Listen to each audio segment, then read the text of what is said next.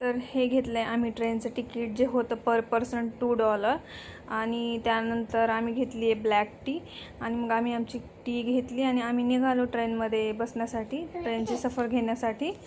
तर ही आहे स्टीमवर चालणारी ट्रेन। त्यांनी आत्ताच त्याच्यामध्ये दगडी कोळसा टाकला आहे आणि ते चालू करत आहेत आणि ह्या दोन ज्या दिसत आहेत त्या इलेक्ट्रॉनिक आहेत, ज्या की चार्जिंगवर चालतात।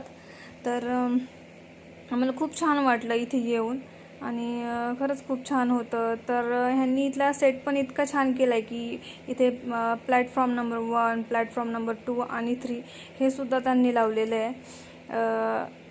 असं जसं काही रिअल रेल्वे स्टेशन आहे असंच त्यांनी तिथे केलं आहे। आणि आता आम्ही निघणार आहोत आमची जी काही जंगलाची सफर आहे ते करण्यासाठी। छोटंसंच आहे पण खूप सुंदर आहे। तर आत्ता आम्ही निघालो आहोत जंगल सफारीसाठी आणि पुढे गेल्यानंतर आम्हाला एक सर्व्हिस सेंटर पण दिसलं। ह्या ट्रेन ज्या छोट्या ट्रेन आहेत त्यांच्यासाठी बनवलेलं, म्हणजे इथे प्रत्येक गोष्ट त्यांनी इतकी बारकाईने बनवलेली आहे।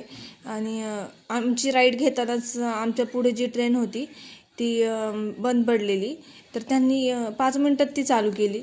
जरी ह्या ट्रेन छोट्या असल्या तरी ह्याची ऑपरेटिंग सिस्टीम जी आहे ती मोठ्या ट्रेनसारखीच आहे थोडीफार।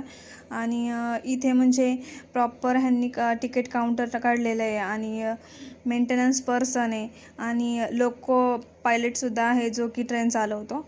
ऑफकोर्स तो तर लागणारच। आणि इतकं छान ह्यांनी सेट केलं आहे सगळं, इतकं छान वाटतं ते पाहण्यासाठी आणि इथे फिरण्यासाठी। तर आम्हाला खूप आवडलं, खूप छान वाटतं।